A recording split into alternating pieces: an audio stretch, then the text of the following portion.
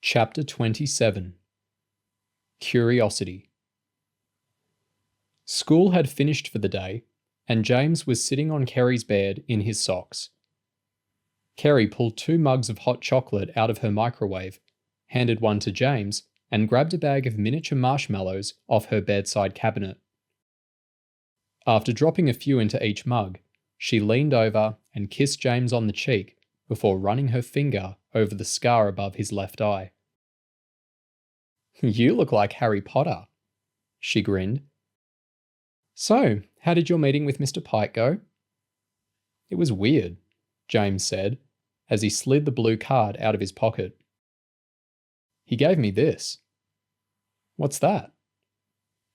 As James sipped his cocoa, he told Carrie about the card giving access to the mission preparation building, and the story of Hewitt and Mr. Pike being best friends. "So," he finished, "what do you reckon?"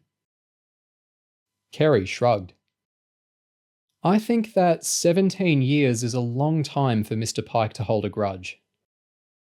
"I meant, what do you think about the idea of me sneaking into the mission preparation building?" "Isn't the security in there supposed to be mental?" Carrie asked.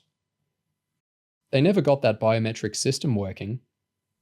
In the end, they decided that campus is pretty secure, so they've replaced it with swipe cards."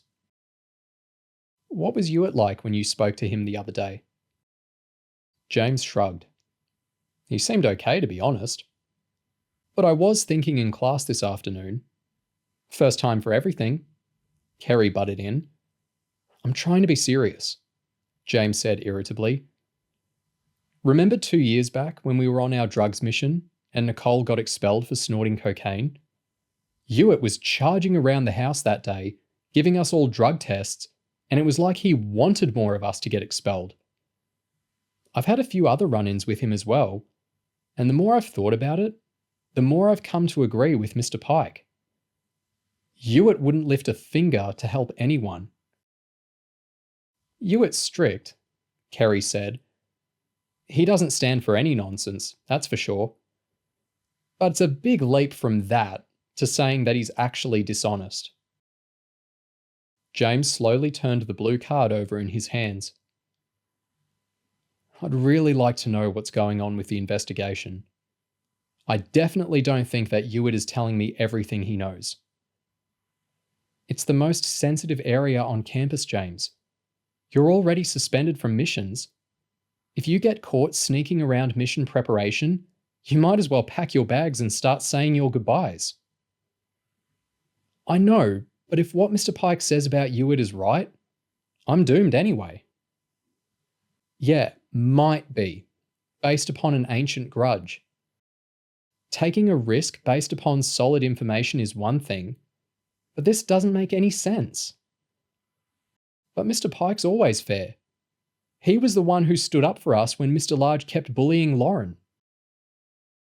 Carrie nodded. "Pike is a decent bloke, there's no denying that.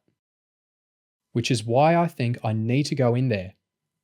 And I'd really like you to come and be my lookout." "Nuh-uh," Carrie said. "No way. It's a massive risk." "But you're smart, Carrie. I really need your help on this." "James, if you're really concerned about Hewitt, speak with Merrill or go to a member of the ethics committee. Hewitt will smooth talk his way out of it. And let's face it, he's married to the chairman." "You know what I think?" Carrie said. "I think your curiosity is getting the better of you. You're not really worried about Hewitt. It's just that this investigation is preying on your mind, and you want to go into his office and have a good snoop around." "Fine," James snapped. "If you're not going to help me, I'll ask Kyle." Carrie shook her head. "Can't. He went off on some mission this morning." "Shaq then." "Training," Carrie said. James thought it through. Callum and Connor were away on a mission, so was Lauren, and Bruce was in the medical unit with a broken leg. "Please, Carrie," James grovelled. "You're the only one." Carrie grabbed James's bicep. I'm begging you, James, don't do this. I know you're worried about the investigation, but this is going to make things worse, not better. Even if you do start sneaking around Hewitt's office, there's no guarantee that you'll actually find the information you're looking for. James huffed. I guess you're right. I'll give Mr. Pike his card back and tell him that it didn't work out. You know it makes sense, Carrie said, as she went up on her knees and swung her leg across James's waist. James pulled the front of Carrie's t-shirt out of her trousers and blew a raspberry on her stomach as he grabbed hold of her bum. You know, your new look with the scar and the slightly bent nose is very cute, Carrie giggled as they started snogging. It's like I've got my own personal thug. The Toyota swung into a desolate alleyway. There'd been no sign of the police coming after them, but the driver and his companion, who Lauren now knew were called Roman and Keith, both wanted to abandon the car as soon as possible. A lad of about 20 waited on the curb as they pulled into an open garage. He took the keys off the driver and swapped them for a set belonging to an aged Nissan Micra, parked a few metres down the cobbled road. Are you sure it's small enough? Roman asked the youngster as he snatched the keys. I only had 15 minutes notice, the kid said. That's my nan's car, so don't mash it up. Roman gave the teenager a friendly pat on the cheek. Don't worry, you saved our lives.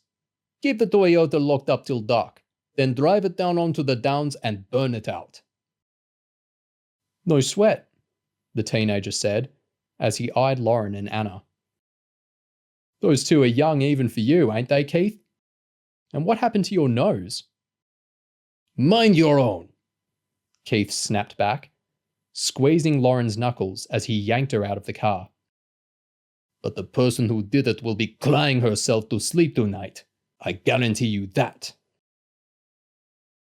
They were squeezed inside the Nissan and back on the move within a minute. There wasn't much room in the rear, and Keith's legs were spread out wide. He placed his hairy hand on Lauren's knee.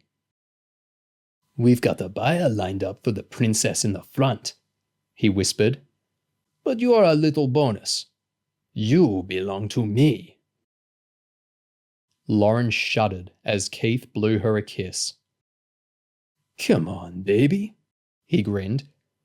Don't I get a smile from my little Lauren?